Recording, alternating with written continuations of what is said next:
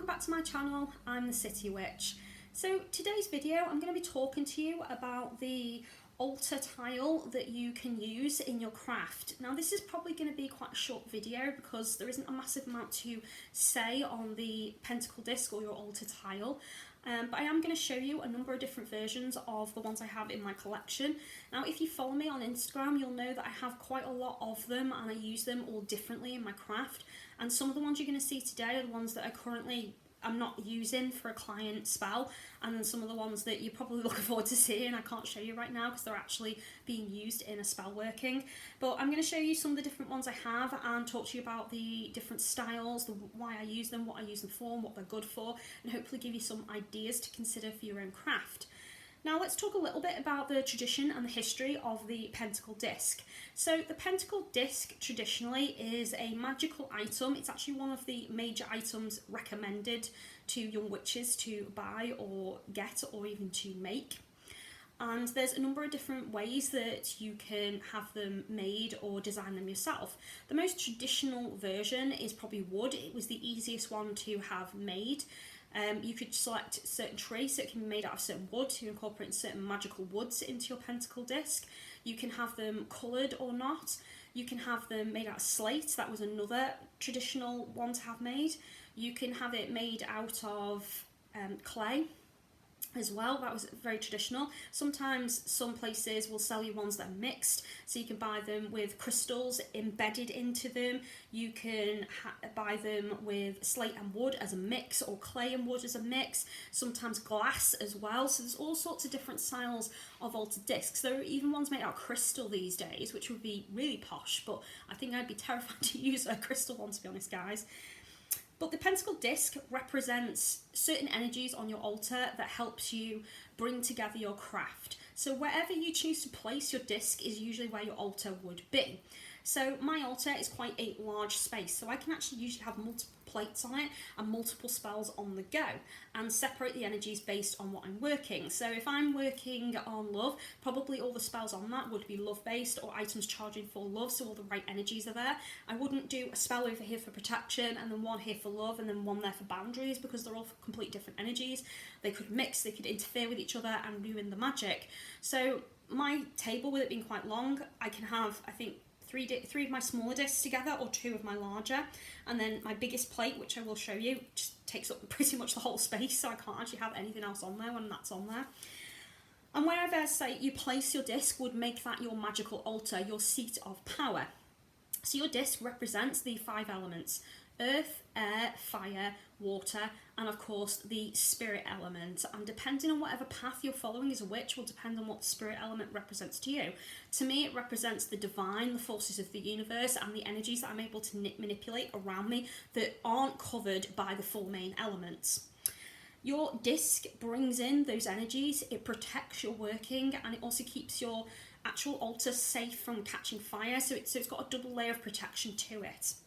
Now, this is my first ever Pentacle Disc. So this is very, very traditional, guys. This is made out of slate, so a very traditional material for it to be made out of. You can clearly see the pentacle on it. The reason this is a pentacle, not a pentagram, is because this actually has the circle carved into it. But if this was just a plate with the pentagram, it would be a pentagram disc, not a pentacle disc. So there are differences. Now, this was bought for me by my parents when I was about 13, I think, so I've had this for a very long time, and then later on they bought me an even bigger one that's kind of square, but it has this kind of carved into the centre of it and then other symbols around the outside of it. And because that one's bigger, when I'm working bigger magic I can do more because it's a bigger space that it covers on the altar. I like this one though when I'm working smaller magics because I have lots of space around it on the altar that I can place tools and items that I can work with and create or do the spell, and the spell will always be centred on the centre of the disc.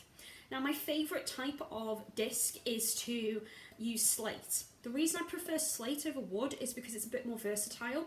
So with wood, you can't obviously leave a candle burning on it. It's probably going to produce wax and make a mess. It's going to damage the wood. If you try and chip it off, you're going to, damage the plate in some way. If you sprinkle herbs on it, it's going to get in all the nooks and crannies of the carvings, and you're not going to be able to get them out. So there's a number of different reasons why I prefer slate over the wood. Slate, I can scrub it with a brush without worrying about harming it. I can also draw chalk sigils on this or chalk out the pattern on it.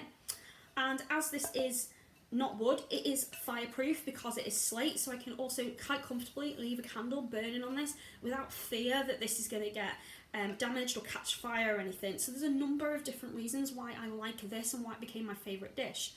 As you can see, this is very well worn. It's got glitter on it, it's got wax on it, it's kind of got chalk on it as well, even though I scrub it. It's got oils on it, so that's what all these black funny marks are. And actually this centre here used to be a lovely kind of silvery colour, but because I've scrubbed it over the years, it's gone quite dark black. So you can see how well used this is. And underneath it's kind of this velvety feel, so it grips to the tablecloth so it doesn't move around as well. So another reason I like this. So this is probably my favourite plate of all time that I have in my collection, and the one I use the most. But I do have other ones that I like to use, and I'm going to show you some of those now.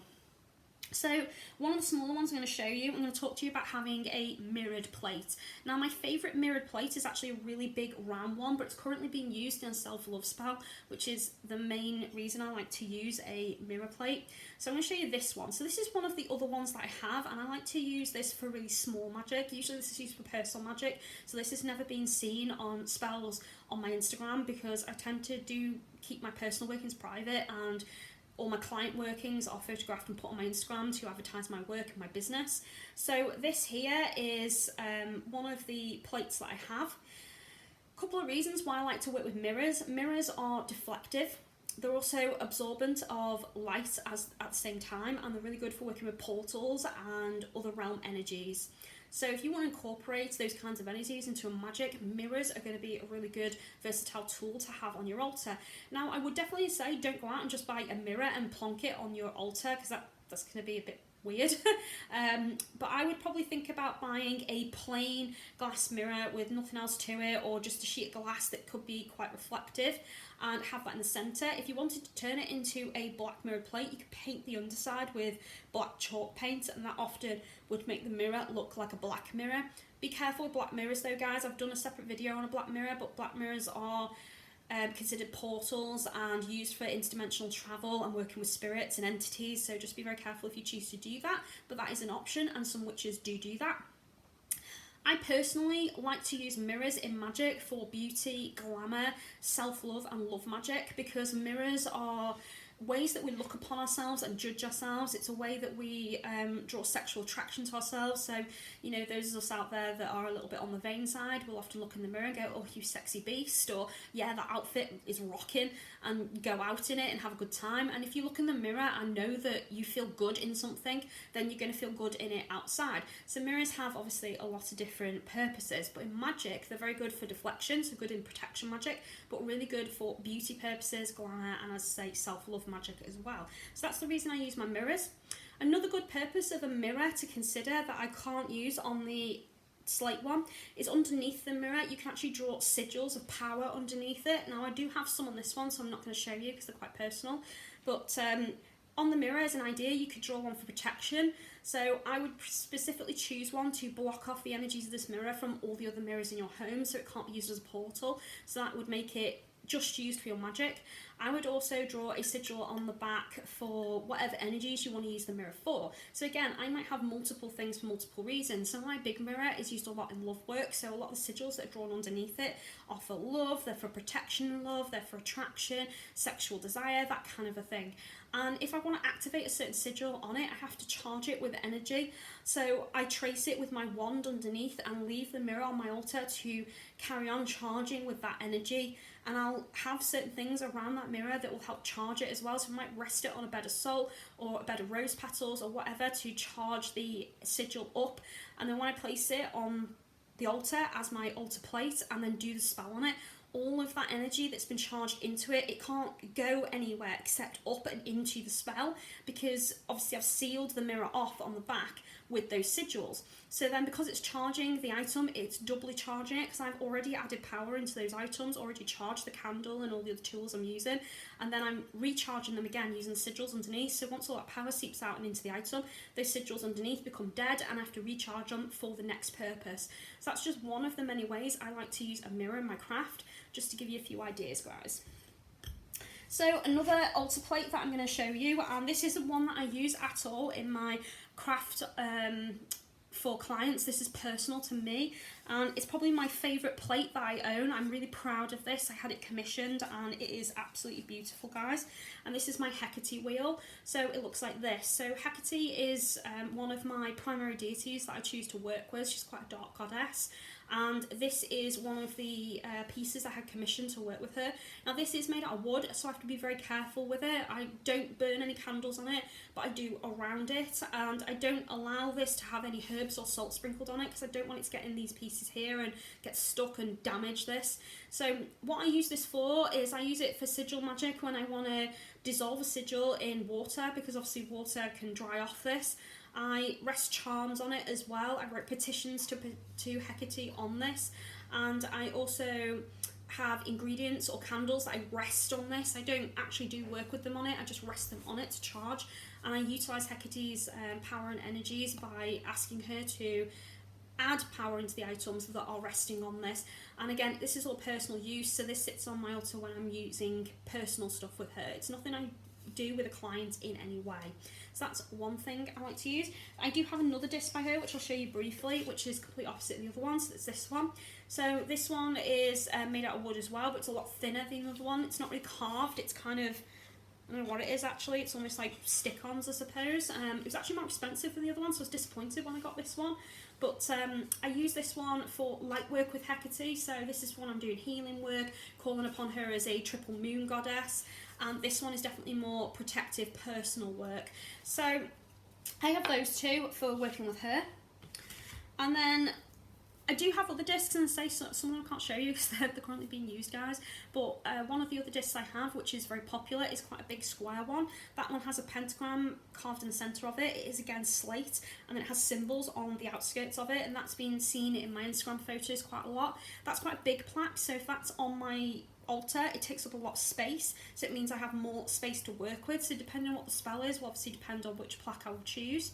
I also tend to break up the energies of the spell, so some of the plates and dishes I have I don't ever use in love work, and then some of the others are specifically for love work. So as I say, the mirror, I only use it in self-love, beauty and glamour, so that is in use at the moment. And then one of my other dishes at the moment has some poppet healing work on it, so that is specifically for healing. I don't use that dish for anything else. But my most popular dish, I get asked a lot about this one, is an antique dish, and it's this one. So this one I bought at an antique fair. It's a local one to me. Dagfields. I was trying to remember the name of it, sorry guys. It's called Dagfields, and it's a massive like antique, well, barns full of antique things, and you can go around and buy stuff like this. And I often go there because I find stuff to do with palmistry and some really unusual bottles and all sorts of different things for my craft that I might not think at one point I'd use, but then later on I'm looking for them. And this was one of the things that I bought from them. This was quite expensive. This was about 30 quid, but it was worth every penny. I absolutely love it. I've had it for a couple of years now. I've been using it in my craft for a while, and there's a number of reasons I like it, and I'm going to walk you through it. So with this one, it's got these cute little feet on the back, so because of that, it means it rests on my altar with a little gap underneath, so I can actually rest this plate underneath like that, so I've still got it on a plate technically charging, but I can also rest personal information from a client underneath without harming any of the work, which keeps it invisible for when I want to do photography, so that's another thing I like. You can also draw on the back of these using Sharpie or permanent marker, so you can draw all sigils. Now this one doesn't have anything on it because I didn't want to do that to it because it's quite expensive, but I have a cheaper plate that I did draw a lot of sigil on the back of, and that one is only used for protective kind of hex breaking kind of work, so that's got a lot of symbols on it for that, so that the hex doesn't reverse or place the curse on me instead. So it's stuff like that I have. This particular dish I use a lot for when I'm doing communication, working with relationships, couples and love. I do a lot of my love binding rituals on this. I've used this dish for hand fastenings, for soulmate work, rekindling, return to me spells. So this is a plate that I primarily use for love work. And as I say, because it has these little feet, I can place all information underneath, but it also has this lip. And what I like about this is when I use a big candle, and some of the candles I use, which you'll know from my Instagram, are quite tall, so as they're burning down they obviously drip and melt. And I noticed in some of my initial work that the candle would kind of drip everywhere, go all over my altar, damage my altar cloths, and that was kind of no good. So I wanted something to stop that from happening. So by having this for the lip, all of the wax gathers and it can travel where it needs to from the middle, but then when it gets to the lip it stops because the plate is stopping it. So I know which direction the wax was going for reading, so it's not affecting the reading at all, but it is protecting my altar and my tools from damage from the wax. So that's why I like this, guys. So this is one of my all-time favourite dishes. As I say, I get asked a lot about these, and I do thoroughly recommend getting yourself some antique dishes. And they're not used any differently to using something like this. The only difference is it doesn't have a pentagram on it, but if you buy a plain one, guys, you could easily draw one on if you wanted. And for those of you out there which are baby witches, still in the closet maybe, or new and young to the craft, then my advice would be to consider buying yourself something like a breadboard that's round and drawing yourself in marker sigils on it.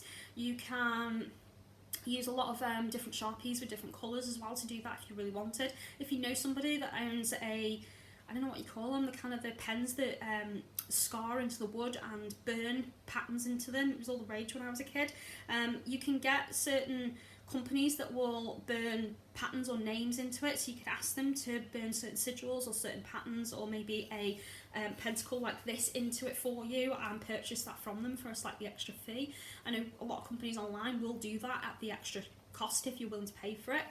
If you're looking to do something that's a bit more cheaper, as I say, you can't afford it, or you're looking to hide something like this, then I would probably recommend instead getting yourself a printout of something on the internet that you really like, some kind of a pattern or a design that you feel is right for you and your craft. Print it out, laminate it, and keep it as just a laminated sheet, and don't actually have any candles burning on that, but rather put them on a plate on top of it, or a dish or something, or on something like that that's obviously a mirror, and yeah, you can use it that way. You could also choose, as I say, to buy a breadboard and draw your own symbols on it, and if you flip it upside down, it's just going to look like a piece of wood in your room. Keep it well hidden and well protected, and that's a cheap way. I know these days you can buy breadboards from the pound shop, so pretty cheap, and then you can draw your own designs on it. You can also buy plain slate like this, and you can get them as coasters, so they don't have to be big, and you can draw or chalk symbols onto it for when you want to actually do a spell, and then obviously wipe it off, and then to anybody who's looking, it just basically looks like a coaster, guys.